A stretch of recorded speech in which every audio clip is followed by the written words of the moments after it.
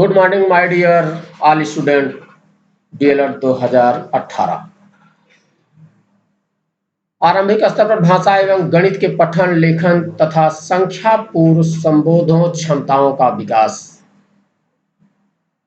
का unit number 1 मैं बताने चल रहा हूं, जिसमें है पठन का अर्थ, मीनिंग ऑफ रीडिंग। पठन का शाब्दिक अर्थ है पढ़ना, अर्थात लिखित सामग्री को पढ़ना, उसके अर्थ को ग्रहण करना। जो लिखा गया है उसको पढ़ना, पढ़ करके उसके अर्थों को समझना, जानकारी प्राप्त करना। इस प्रक्रिया को पठन अथवा वाचन कहा जाता है। भाषाई कौशलों के प्रमुख 4 प्रकारों में वाचन कौशल का अपना महत्व है। विद्यालयों में प्रवेश करने से पूर्व ही विद्यार्थी, बालक अथवा बालिका श्रवण कौशल या भाषण कौशल में कुछ योग्यता प्राप्त कर लेते हैं। जैसे स्कूलों में दाखिला लेने से पूर्व ही जब बालक अपने घर पर ही रहता है, सुनता है, जब सुनता है तो वही बोलता है।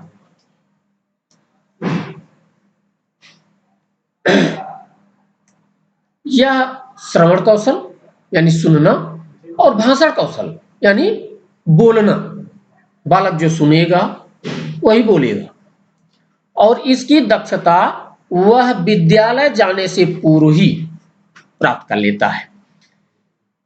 लेकिन पठन कौशल के लिए जो उसे पढ़ना होता है, जब किताबी ज्ञान उसको प्राप्त करना होता है, तो उसे विद्यालय में ही प्रवेश लेना पड़ता है। विद्यालय में जाने से पूर्व वह पठन कौशल को विकसित नहीं कर सकता। जब शिक्षक बालक को भाषा के लिखित रूप से अवगत कराता है, जब बालक स्कूलों में दाखिला लेता है, पढ़ने जाता है, उसे वर्णों का ज्ञान, अक्षरों का ज्ञान, मात्राओं का ज्ञान अध्यापक के द्वारा कराया जाता है। लिखित रूप से जो किताबों में लिखा रहता है, अध्यापक अपने छात्रों को उससे अवगत कराता है, यानी किताबों में लिखित बातों को पढ़ना सिखलाता है। सामान्य शब्दों में पढ़ने को ही वाचन कहते हैं। इसका मतलब यह हुआ कि जब बच्चा भाषा के लिखित रूप के अक्षरों को पहचान कर उनका मुख से उच्चारण करने लगता है, उसी को हम पठन या वाचन कहते हैं। जब बालक जाता है स्कूल में पढ़ने के लिए, तो जब वह किताबों में लिखी हुई बातों को, लिखे हुए अक्षरों को, लिखे हुए शब्दों को जान करके पहचानने लगता है, देखने लगता है और फिर किताबों को पढ़ने लगता है, तो हम पठन या वाचन कहते हैं।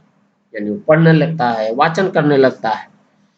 लेकिन यदि ध्यान से देखा जाए तो हमें पता चलता है कि अक्षरों या वाक्यों को पढ़ लेने को ही वाचन नहीं कहा जा सकता है। जब किताबों में जो लिखा रहता है, छात्र उसको पढ़ता है, उसको देखता है, तो सिर्फ पढ़ लेने को ही हम पठन या वाचन नहीं कह सकते हैं।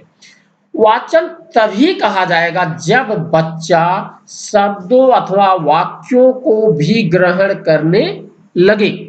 जब वाक्यों को पढ़ता है, शब्दों को पढ़ता है, अक्षरों को पहचानता है, तो वह उनके अर्थों को ग्रहण करने लगता है।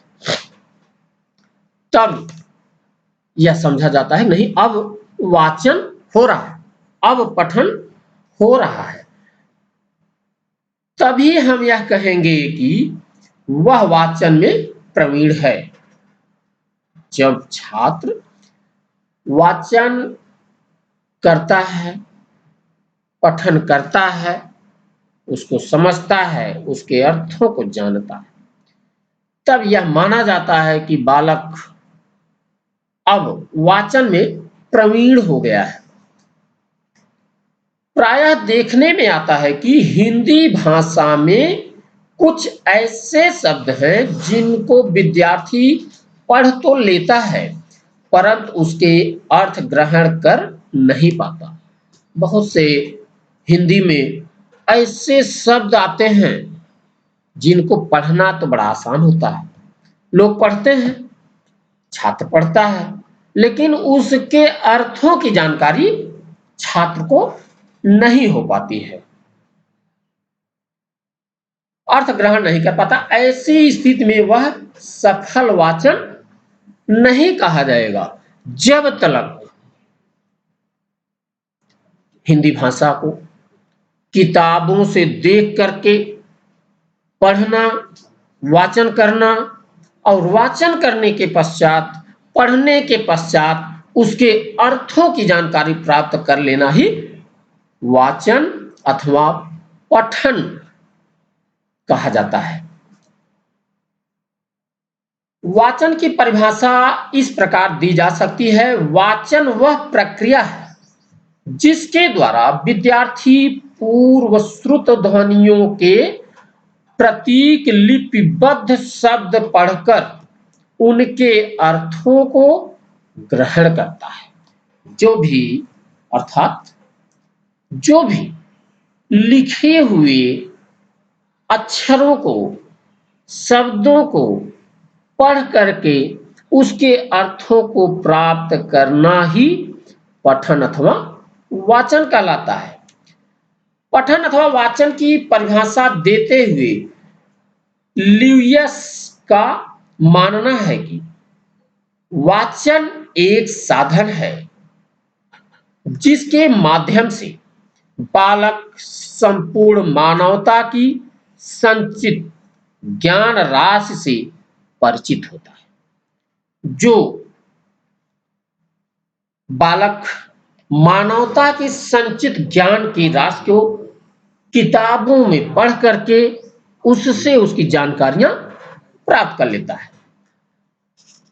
जैसे जब भी छात्र प्रारंभ में विद्यालयों में पढ़ने के लिए जाता है, जब वो दाखिला लेता है तो वह देखा जाता है कि उसके पास ज्ञान के भंडार की कमियां होती हैं और उस ज्ञान को ग्रहण करने के लिए जब वह प्रारंभ में स्कूलों में, विद्यालयों में दाखिला लेता है, प्रवेश लेता है, तो वह अपने आप को अध्यापक के सानिध्य पाता है और अध्यापक के द्वारा वह अक्षरों का ज्ञान प्राप्त करता है, वर्णों का ज्ञान प्राप्त करता है और उसके माध्यम से वह लिखना सीखता है। लिखते लिखते अक्षरों को लिखता है, फिर वाक्यों को, शब्दों को लिखता है, वाक्यों को लिखता है और उसके ज्ञान को प्राप्त कर लेता है। इस संदर्भ में श्री रमन बिहारी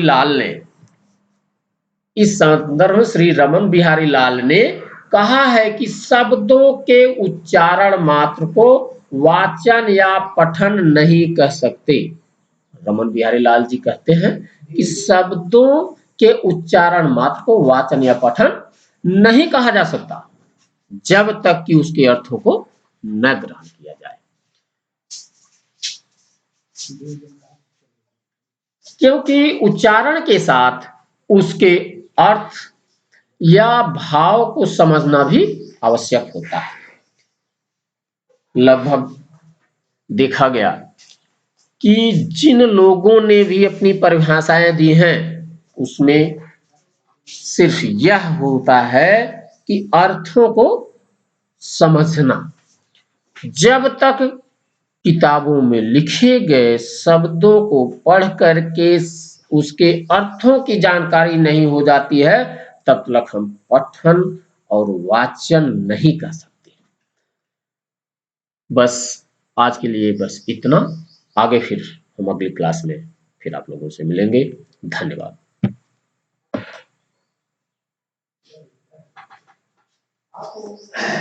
जल्दी कर दिया 10 मिनट का है रहने।